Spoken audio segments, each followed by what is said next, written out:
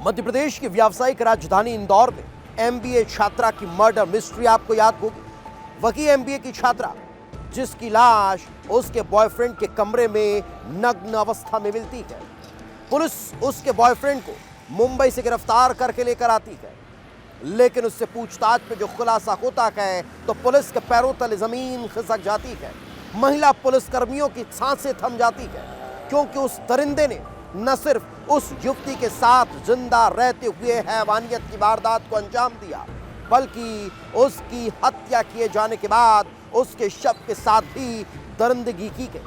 आखिर कैसे इस हैवान ने हैवानियत की सारी हदों को पार कर दिया, इस रिपोर्ट में देख लीजिए। एमबीए छात्रा की हत्या और तंत्र मंत्र, छात्रा के शव से दरिंदगी और षड्यंत्र। आरोपी बॉयफ्रेंड ने खोला खौफनाक राज। आत्मा से बात करना चाहता था उस रात।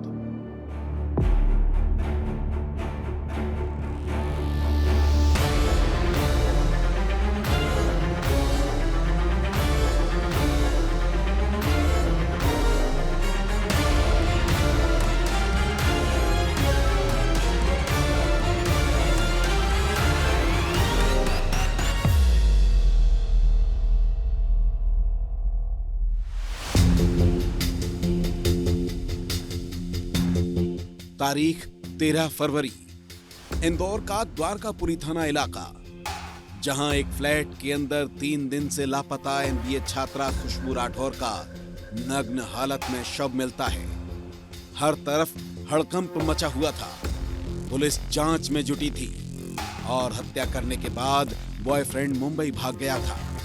सनसनी, सस्पेंस और सवालों के बीच पुलिस ने छात्रा के क्लासमेट और बॉयफ्रेंड को मुंबई से गिरफ्तार कर लिया और जब 3 दिन की रिमांड पर लेकर पूछताछ की तो आरोपी पीयूष धनोतिया ने ऐसे खुलासे किए कि पुलिस भी चौंक गई। हत्यारे ने ऐसे राज खोले कि पुलिस के भी रोंगटे खड़े हो गए और सामने आई हैवानियत, दरिंदगी और तंत्र मंत्र से जुड़ी ऐसी कहानी जो मासूम छात्रा के खून से लिखी गई थी।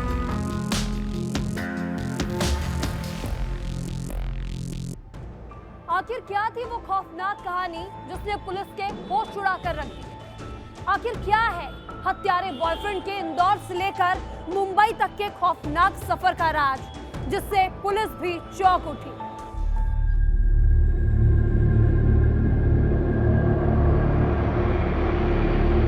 पुलिस ने आरोपी को मुंबई से गिरफ्तार किया था।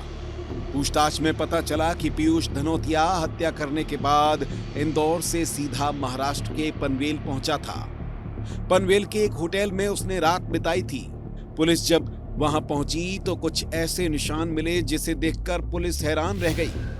पुलिस को वहां अगरबत्ती और पूजा पाठ से जुड़ी चीजें मिलती हैं। पुलिस हैरान रह जाती है कि एक हत्यारा जो अपनी गर्लफ्रेंड को मौत के घाट उतार कर भागा था, वो आखिर पूजा पाठ क्यों कर रहा था? सवाल और तस्वीरें दोनों हैरान कर रही थी। और जब पुलिस ने पूछताछ की तो आरोपी ने परत दर परत उस रात की वो खौफनाक कहानी सुनाई जो कदम दर कदम चौंका रही थी। हत्या करने के बाद पीयूष पनवेल की होटल में रुक तो गया था, लेकिन उस रात पीयूष की आंखों में नींद नहीं थी। उसकी आंखों में डर था और शायद पछतावा भी। वो अपने मोबाइल में आत्माओं को बुलाने के वीडियो सर्च करने लगा। उसने देखा कि किस तरह से आत्माओं से बात की जा सकती है और फिर अपनी उस गर्लफ्रेंड की आत्मा को बुलाने के लिए तंत्र क्रिया करता है जिसे चंद घंटों पहले उसने मार दिया। वो छात्रा की आत्मा से बात करना चाहता था। वो छात्रा की आत्मा से बात कर माफी मांगना चाहता था।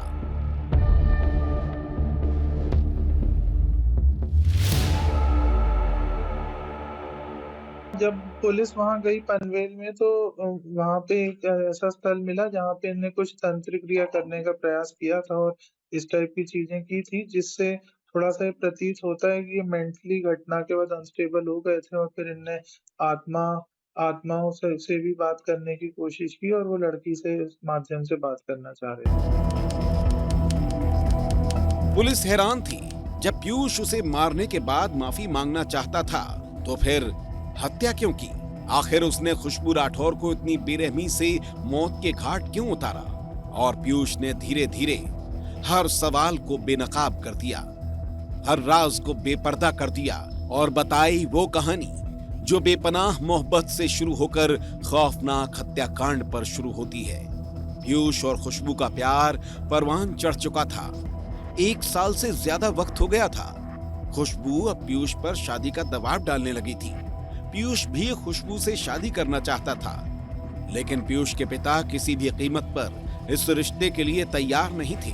पिता की नाराजगी और गर्लफ्रेंड की जिद के बीच पीयूष टूटने लगा था।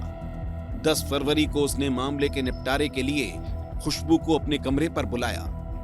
पीयूष और खुशबू कमरे पर आते हुए एक सीसीटीवी कैमरे में कैद हुए।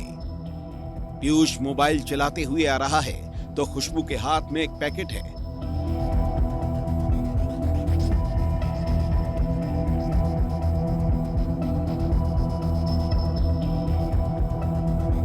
दोनों रूम पर पहुंचते हैं, बातचीत होती है, दोनों के बीच संबंध बनते हैं, लेकिन फिर इसी दौरान दोनों के बीच विवाद हो जाता है।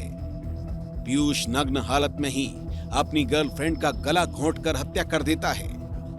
बताया तो यह भी जा रहा है कि पीयूष ने हत्या करने के बाद भी शव के साथ दरिंदगी की थी।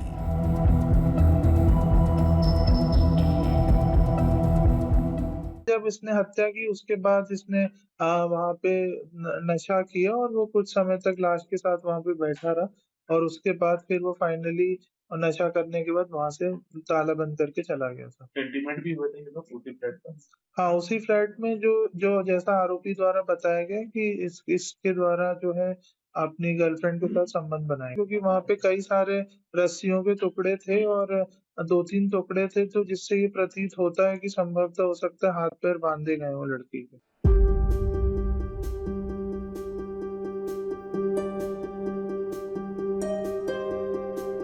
अब पुलिस के मन में एक सवाल बार बार कौंध रहा था कि आखिर सिर्फ शादी न होने की बात पर पीयूष ने छात्रा को मार डाला। क्या सिर्फ हत्या के पीछे इतनी ही वजह थी कि लड़की शादी की जिद कर रही थी? आखिर एक प्रेमी अपनी प्रेमिका को सिर्फ इसलिए कैसे मार सकता है कि वो शादी करना चाहती थी? सवाल चौंकाने वाला था। पुलिस पीयूष से पूछताछ करती है, सवालों की बौछार करती है। पीयूष टूट जाता है और बताता है कि उसे शक ये भी था कि छात्रा अलग अलग ऐप के जरिए लड़कों से बात करती थी। पीयूष धामनोतिया छात्रा का मोबाइल हैक कर उसकी व्हाट्सएप चैटिंग भी चेक करता था। हत्या के बाद पीयूष ने छात्रा का मोबाइल भी अपने पास सिर्फ इसलिए रखा था कि अगर किसी लड़के का फोन आए तो उसे पता चल जाए। लेकिन इस दौरान सिर्फ छात्रा के पिता और बहन का ही फोन आया, जिसके बाद उसने मुंबई में फोन को तोड़कर फेंक दिया।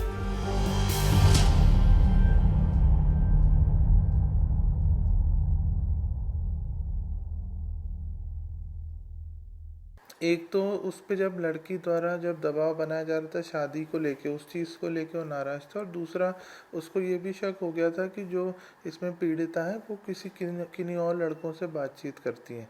तो इस शक को लेके उसकी कहासुनी हुई पीड़िता से, और जब उसने इनके आपस में संबंध बने उसके बाद उसने पीड़िता के रस्सी से हाथ पैर बांध दिए थे और फिर उसके बाद रस्सी से उसके मुंह में पन्नी फंसाई और उसको स्ट्रैंगुलेट करके वहीं पे उसकी हत्या कर दी। ये थी वो खौफनाक कहानी जो बेपनाह मोहब्बत से शुरू होकर एक मासूम MBA छात्रा के खून से लिखी गई। एक तरफ प्रेम का दावा था, दूसरी तरफ शक और परिवार का दबाव, और बीच में फंस गया वो प्यार जिसका अंजाम बेहद खौफनाक हुआ। आरोपी पीयूष पूछताछ में अपनी करतूतों का खुलासा कर रहा है। उसका खुलासा हर कदम पर चौंका रहा है, क्योंकि ये सिर्फ हत्या नहीं बल्कि दरिंदगी, तंत्र मंत्र और एक ऐसी साजिश थी जिसने मध्य प्रदेश से लेकर महाराष्ट्र तक सनसनी फैला दी और सवाल खड़े कर दिए उस रिश्ते पर जिसकी नींव तो प्यार के ऊपर रखी गई थी, लेकिन फिर नफरत और शक ने उसे खाक कर दिया।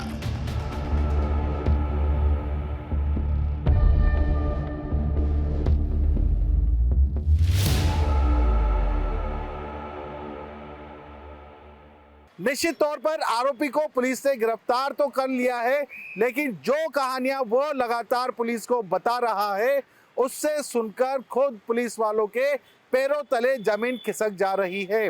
अब पुलिस का उद्देश्य यही है कि इस प्रकरण को फास्ट ट्रैक कोर्ट में चलवाकर आरोपी को जल्द से जल्द कड़ी से कड़ी सजा दिलवाई जा सके। बंटी राठौर के साथ पुनीत विजयवर्गीय, विस्तार न्यूज, इंदौर।